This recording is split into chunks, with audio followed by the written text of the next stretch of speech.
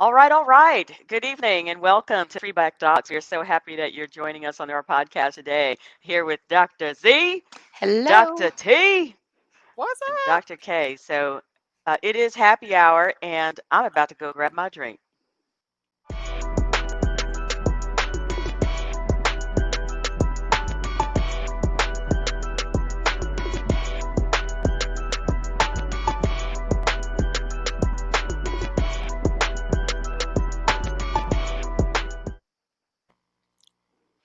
All right, y'all. Okay, I got a special drink tonight. So wait, we're gonna Uh-oh. start with Z. I have a special drink because we have a special guest. But Well, Dr. Z, what you drinking? I am excited about the special guest. So, I tonight have my cherry Coke on the rocks. Come on, you Yes, better yes, with the cherry It's a Coke new after 8 day. o'clock. It's After 8 o'clock. come through, Cherry Coke. We got caffeine and yes. flavor after Mhm. 8 o'clock. Y'all are not ready for all of this. No, it's gonna be cray No, we are tonight. not. We are not ready. Tiff, Tiff, what you got going on? Okay, well, I have something different too. I was feeling different. I have a gin gimlet tonight. Oh, that's interesting. So tell me It's about that. Okay. very summery. It's gin and lime juice, and it is great for a hot summer night. It's hot out. I was like, I Hmm, want something just cool and summery and light. Gin gimlet it yes. is. Of course, in a I love it. NOLA glass because obviously. Right. Why What you not? Yeah, drinking, Kate? whatever. Okay. Y'all ready? So I also am feeling in a very much a summer mood, but my child, believe it or not, made sangria. So I am drinking Oh, sangria tonight. And it Oh, has fruit that's been steeped in yes. bourbon. No, Ooh. actually not bourbon. It's been okay. It has been steeped in bourbon, so I'm good. I'm so good right now. And this this is is not my first drink this for is the not her evening. first one. Yes. Ashley keeps you together, so I She appreciate she that. takes care of me. It's all good. So Hmm. I'm so excited about our special guest. Right? Yes. Um, July is Minority Mental Health Awareness Month, and our special guest is Dr. Erikka Dzirasa, who I have known Hey. for many years. Dr. E, where are you at, my girl? Oh my gosh. Well, first of all, welcome. Me. I'm like just so excited about all these drinks that are going around. It looks like everybody's really well hydrated, so that's good. Yeah, she And said well Well, I'm hydrated. here. hydrated. We'll take it. I'm here in Durham, North Carolina. Yeah. Well, At home, yes. welcome, and thank you for joining us. What are you drinking? Because we did tell you this is Ooh, happy hour. okay. So what's in your cup? Yes. So, like Dr. T, I too have gin. I have conniption gin, which is made here in Durham, North Carolina, and it is the Oh, bomb. Huh, okay, Local. okay. And fascinating. yes, mixed with a little bit of elderflower tonic water and topped off with a Oh, little bit of Saint Germain. oh, What? oh, Oh, huh, came and shut uh, it you know what? down. She Thank flexed you. on I'm that was like, a flex. like, She yes. flexed Right. on Let all me of move us. my little cherry Coke out of the way. Exactly. I was gonna That say, cherry Z, I coke think you might sounds be I really know. fired. I Just I saying. am I am fired. that That cherry coke sounds amazing though. Cherry coke always hits the spot in the You summer. know, So and note yes. to self, it's when we okay. have I'm guests, like, make sure we don't get flexed on like well, that. well, I love it. no, but that's awesome. I think that means we need to have a little sponsorship. She called the local company out in the whole Sure did. nine. This is Sure good. did. I love Gotta that, girl. represent, gotta represent the I home love it. Yes. city. Yeah. I love it. Oh my goodness. Okay, so I want Dr. Z and Dr. Tip to understand how far back we go, right? How far? I Yes. mean, Yes. Erica, you and I were in medical school together, right? I Yes. mean, that's how far back we going. So when That's did how you far when back. did you come to Duke? When did you I first came start to at Duke? Duke 2001. 2001. So Okay. you, I think, were already in your PhD program at that point, Mhm. because Yeah. Dr. Karen, whew, MD, PhD, Ashley was a little thing.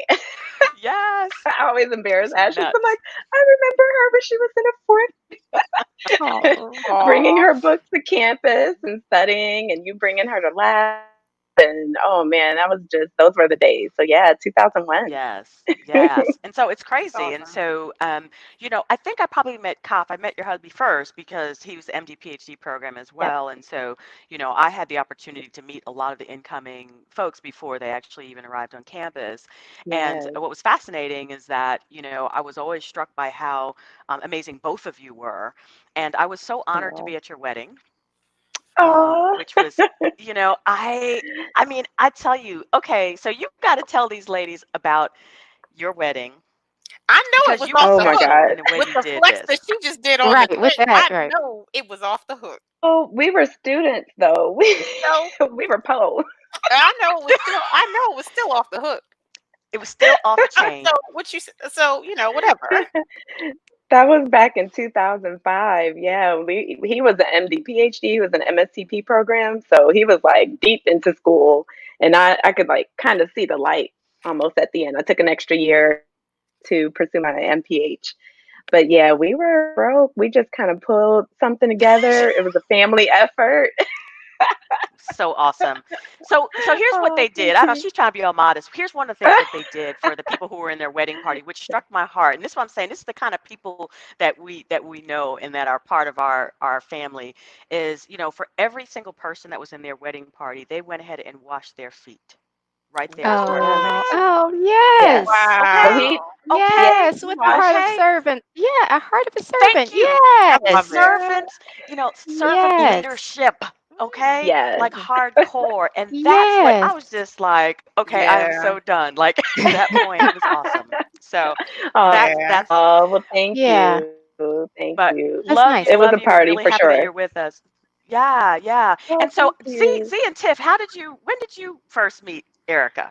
I met Erica at your house. Right. It was at your house, Karen. Yeah. Okay. Yes. Yep. A couple That's years what I ago. thought it was probably for my Yeah. birthday. Yep. Yeah. It was 2 years I Yeah. It was met your ago it. for my We birthday. met at your birthday. house. Yes. And we talked. We hit it off right off the bat. As Right. you can tell, I mean, Immediately. down to earth and open as she is. So we had a good old time.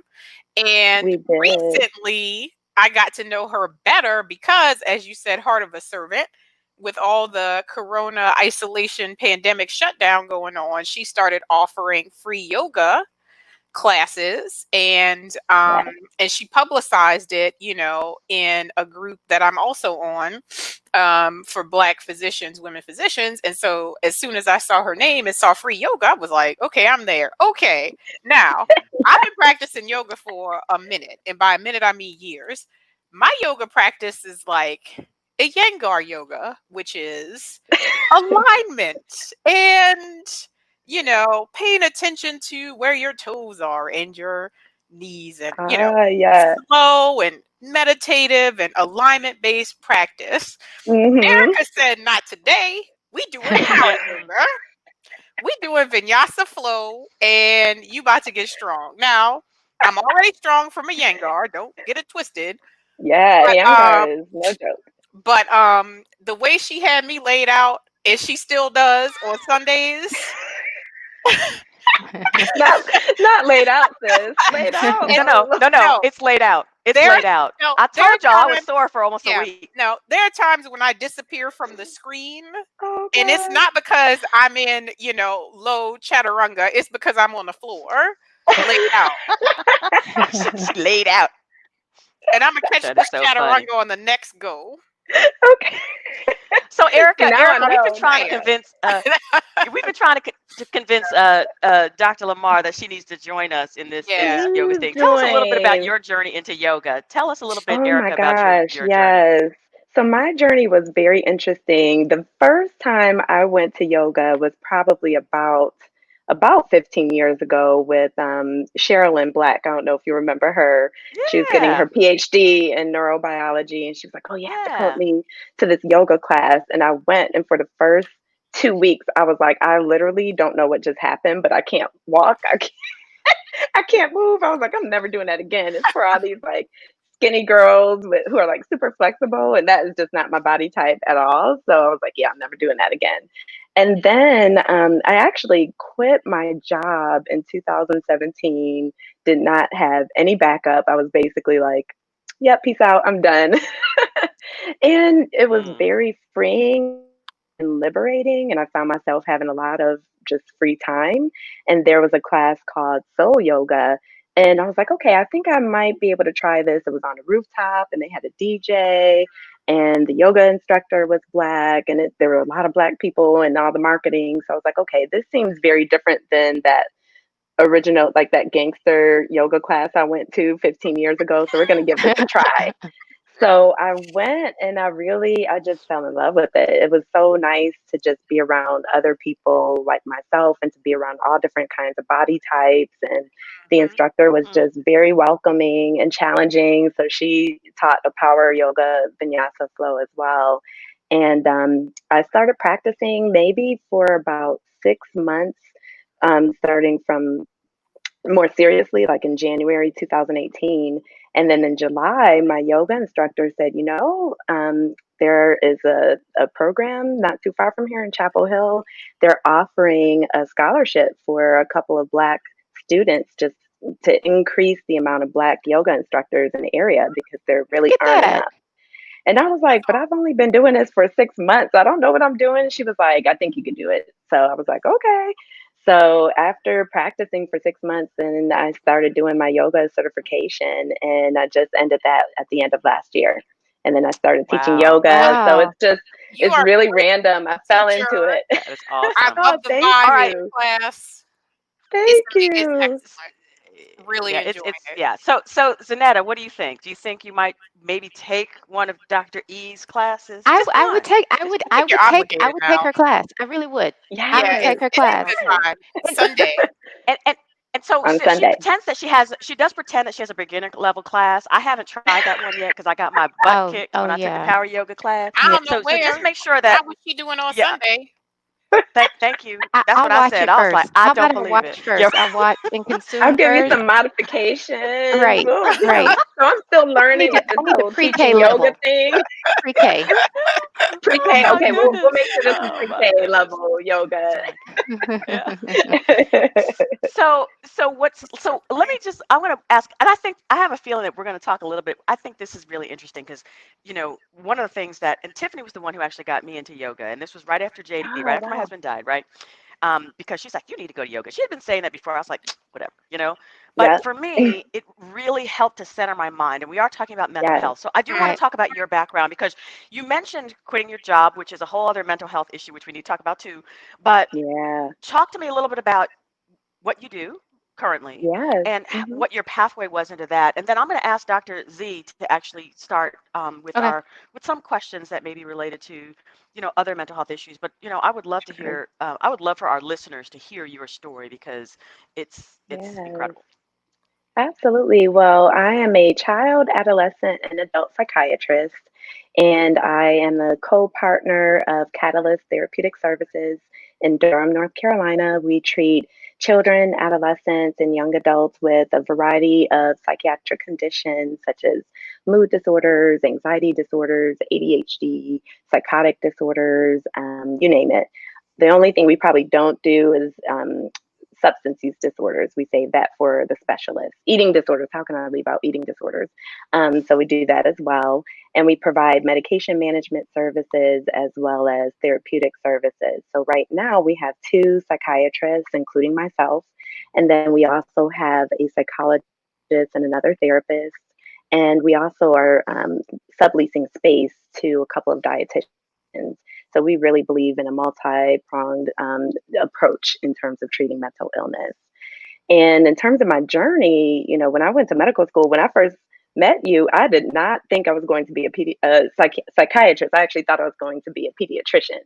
And I pretty much knew that since I was about 5 years old. I've been telling everybody, oh, I'm going to be a pediatrician. And then I got to medical school, got to my pediatrics rotation, and I was like, oh gosh, I hate this. Because I was like, if I see another case of otitis media, if I have to look in another ear again, it's ear infection after ear infection after ear. It's like, really? I just thought it would be a little bit more diverse. I was not feeling it. And so I took a year off from medical school, thought I was actually going to just quit medical school and pursue dentistry until they told me I had to take something else, the dental exam instead of the MCAT. And I was Yeah. like, oh no, I'm not doing all that because I already took the MCAT. Mhm. I know Took that's a couple of years. wild. One test. So I took a year off, right? And then I did research in child adolescent psychiatry because I knew I still wanted to work with kids. I just didn't know in what capacity. And that's when I really fell in love with psychiatry, just being able to talk to youth, to not rush the conversation. I'm sure you all know as doctors, sometimes we're in and out in like 5 minutes. Right. But with psychiatry, it was really cool to be able to do a 90-minute intake where you really get to spend time with the patient and the family and get to understand, how their illness may impact them at home and at school. You get to really, I tell my patients, okay, I'm going to get all up in your business. So just get ready. Mm-hmm. At least So you I give them really, warning, you know? Yeah, for real. right. Yes. Yes.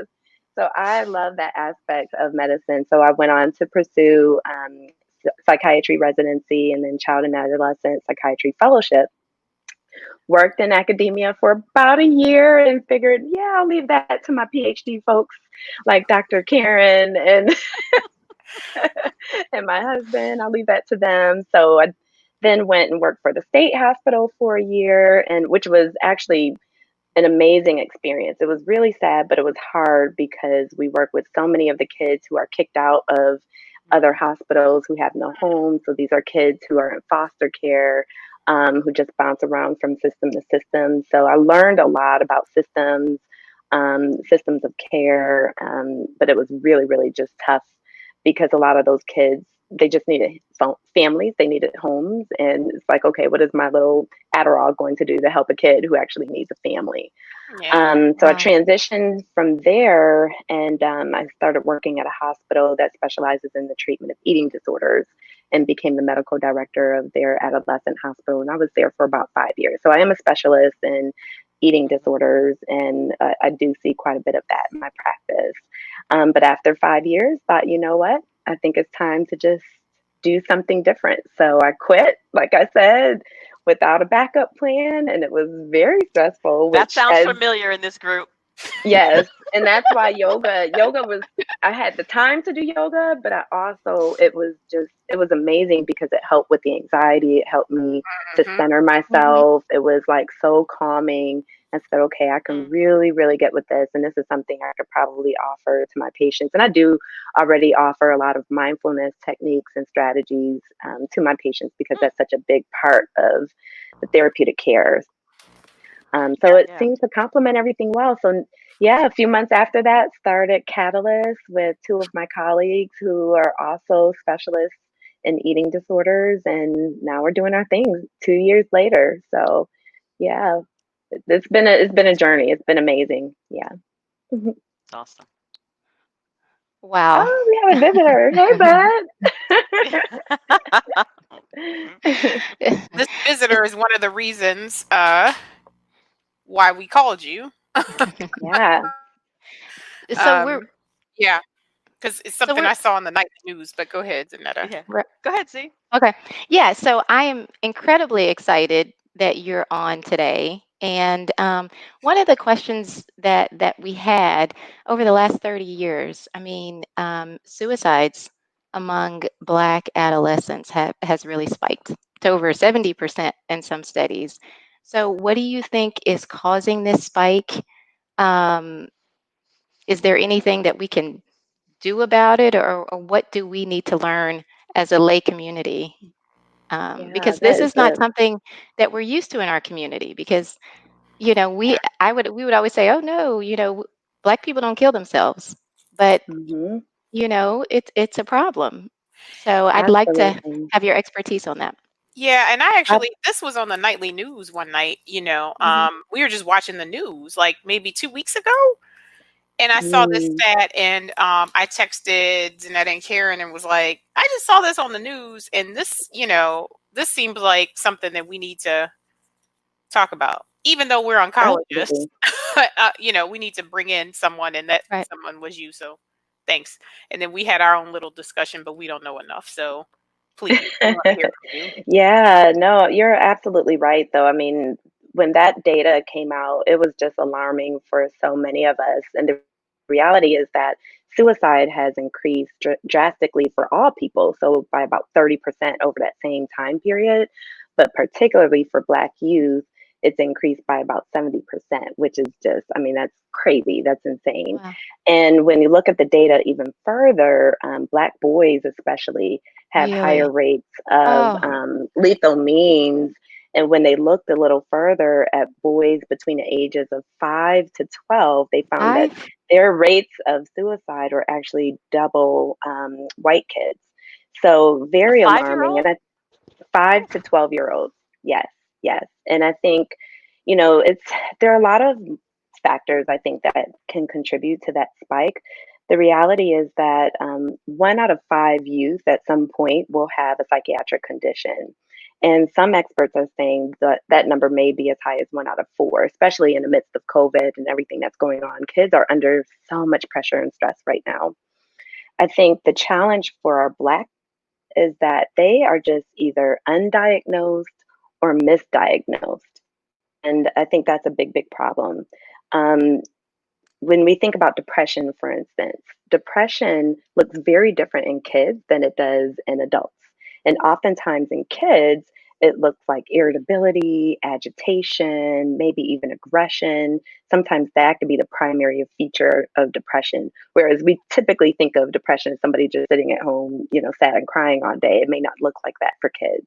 wow. A white kid who is aggressive and agitated may get a workup and actually be properly diagnosed with a mood disorder, whereas a Black kid, it's probably going to they're going to be more likely to be disciplined for those behaviors, to Mm-hmm. maybe be Yep. suspended, to be labeled as a bad kid, to even be shuffled through the juvenile justice system. And what we know Yep. about the juvenile justice system, I'm going to take one of these out because I guess my battery is already dying a little bit. What we know about the juvenile justice system is that 70% of those kids actually have some sort of untreated psychiatric condition. So Wow. we are missing the mark as providers in terms of diagnosing children. And I think there are a lot of reasons for that too. I think there's Yeah. stigma in the Mhm. Black community. So if your kid is acting out or if they're sad, we tend to minimize it. I've heard parents say, I don't want my kid to have a label. So I'd rather them not even go through the system, or I'm not putting my kids on any kind of medication so you could turn them into a zombie. I've heard so many different things. And I think that comes Mm-hmm. from a lack of understanding about psychiatric conditions and how they can actually impact our kids. I think the other thing is sometimes we don't take seriously when they say that they want to hurt themselves or that they want to Yeah. die. And you know, there was a recent study looking at teenagers, and about 1 in 10 at some point is having suicidal ideation. So it's happening frequently. They're seeing things on the news. You know, Robert Fuller, for instance, a lot of people were saying, "Oh my gosh, you know, this person out in California was probably lynched by some white mob. He could possibly have completed a suicide." And lo and behold, we find out today he's actually been struggling with depression. And it Mm. was a suicide. It was a suicide, Wow. but it was so hard for us as a community to even Yes. accept the fact that this young, beautiful Black male, you know, has this whole world in front of him. It's so hard for us to accept the fact that he might actually be suffering and actually Yeah. take his own life due to him suffering.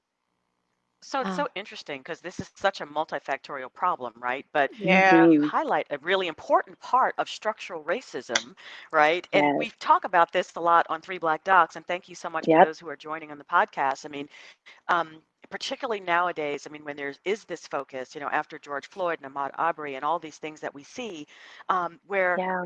young black children are not Mm. allowed to behave like children sometimes, right? Yeah. Yeah. Where and sometimes we as black parents will snatch our child if they're, you know, being a little rowdy or something in the store because we know Hmm. that there's difference in terms of how kids are treated. So are there things and tools that maybe, you know, because it is hard. And I think it is hard for our community in Yeah. so many ways. Number one, because of the structural racism, but because of the stigma that's associated. Are Hmm. there tools, like what sorts of things, what tools might we have in terms of thinking about not only, you know, the signs or symptoms, but how do we advocate for our children if indeed we might, as parents, notice some signs, but we have Hmm. teachers and guidance counselors or even clinicians who aren't helping us diagnose the problem? Yes. Well, first, I think we have to address the stigma that we all may or may not have regarding mental health. I Hmm. think I Right. think it's great that you all are talking about it as oncologist, because I think this is a subject that is just definitely overlooked. And I think now with COVID, it is just in front of our faces. So many people are struggling with psychiatric conditions and need help, need support. But I think sometimes stigma can get in the way, and pride, So I think it's breaking down those barriers of stigma, being able to, number one, provide a safe space for kids to even talk about emotions. I mean, how many times have you been in a store and you see a 3 or a 4-year-old little boy cry, and the parents like, stop all that crying. Like, you shouldn't cry. Boy, you're a big boy. Big boys don't cry. So we have to provide a space for our children to feel as though they can be open about their feelings, open about the things that they're struggling with their friends at school, on social media. We have to check in with those kids and be able to talk to them about what they're experiencing, and sometimes even share what we're experiencing. And in these times with COVID, it's causing so much anxiety. And Mhm. Can't hear you. Yeah. Yeah. No. Mhm. can you hear me now? Yeah, a little bit. A little bit? Yes, Yeah, there that's you Yeah, go. good. that's great. Go That's ahead. perfect. Okay. Yeah, Yep. you were talking Sorry about the about that. anxiety. Yep. No worries. Yes, we're talking about anxiety and racial trauma, all the Yeah. things that they're seeing and hearing on the news. They are processing this information. They're on Yeah. social media where they're seeing videos of people literally getting murdered. I mean, Right, when we think about that, that is insane that it's being shown over and over and right, over again, these videos of people being murdered, and our kids are right, seeing that every day. And they're and being exposed to that, they are having secondary trauma, right? right. So we need to provide a space. We need to check in to ask them, what are they hearing? What are they seeing, on social media? What are they talking about amongst their friends? More than likely, if you have a high school student, they know someone who is either engaging in self-harm behaviors or who has attempted suicide and had to leave school, or maybe even someone who's completed suicide. So it's being able to create space, I think, as parents and adults, for kids to feel safe to talk about what they're experiencing. The And second part, as you oh, go ahead. no, Go no, ahead. no. The second part, as you mentioned, Dr. Karen, is you really want to make sure that the parents are also being really good advocates. So if you notice that there are some signs or features that you may be concerned about with your child, being able to talk to your pediatrician about that, seeking out therapy if you need to. And there are a lot of resources, of course, I can provide you with a little later, like psychologytoday.com, therapy for Black girls, things of that nature, where you can actually go and find a therapist to take your child to if you have concerns about them having a psychiatric condition. But we do have to be advocates. We have to be advocates for them in the school system as well. As I mentioned, a lot of times our Mhm. Black kids, our Black boys are being misdiagnosed. They're being placed in classes they really don't belong in because they probably just have untreated ADHD. And I'll never forget, I had this little boy, he's maybe like 8 or 9, with ADHD, so depressed because he had internalized that he was a bad kid. He thought he was a bad kid, said his teachers didn't like him, nobody liked him, the students didn't like him, he wasn't doing well in school. After doing a thorough evaluation, come to find out he actually has ADHD. Now, it took some time for me to kind of coach the parents into allowing him to take a medication to treat his ADHD. But I tell you, once his ADHD was treated, he started making A's. He was doing great in class. He actually came to the session like, Dr. D, I can't believe it. I made an A. I'm doing good. And it just helped his whole perception of himself because he internalized that he was a bad kid. So Right, untreated ADHD had led to depression, it led to bullying, it led hmm to him being labeled, all those things. And this is a kid, if you could think out past 8, 9, 10, 11, you can already imagine what the trajectory could have been had he not been Yeah. treated for his ADHD and depression. So hmm those are just some Mhm. examples. hmm Yeah. Yeah. So, what are some strategies to create that safe space for your kids? Because with my Mhm. son, he is telling me things now that maybe a teacher told him 2 or 3 years ago that I would have lost it had I known that this was happening. But I didn't Yeah. know. I mean, he was just, he was getting in trouble. And I'm like, what's Mm. going on? but he never communicated that to me until recently. And so I I thought I was creating a safe space, and I think any advice that you have on strategies would be very Yeah, helpful. absolutely. Well, I think the most important thing I think in creating a safe space is making sure that it is a non-judgmental, non-critical environment for them. Because if they feel as though they are going to be judged or should feel ashamed of whatever is happening, it's going to be really hard for them to communicate. So we need to make sure that we provide a space where you say, look, you know, we're not going to criticize anyone or you. We just want Hmm. to really understand what's happening in your day to day life Hmm. and being able to talk. And also sometimes limited self disclosure, like I said a little earlier, can be helpful so that they see, okay, it's fine if you have a tough day and you have a rough day and things happen. So you may want to even share, man, mommy had a really tough day at work today. There are some people who said some really unkind things and it made me sad, but then I was able being home with you all to talk about it actually helps me to feel better. So Oh, that's sometimes good. it's we are able Hmm. to model for them how to process emotions in a healthy way.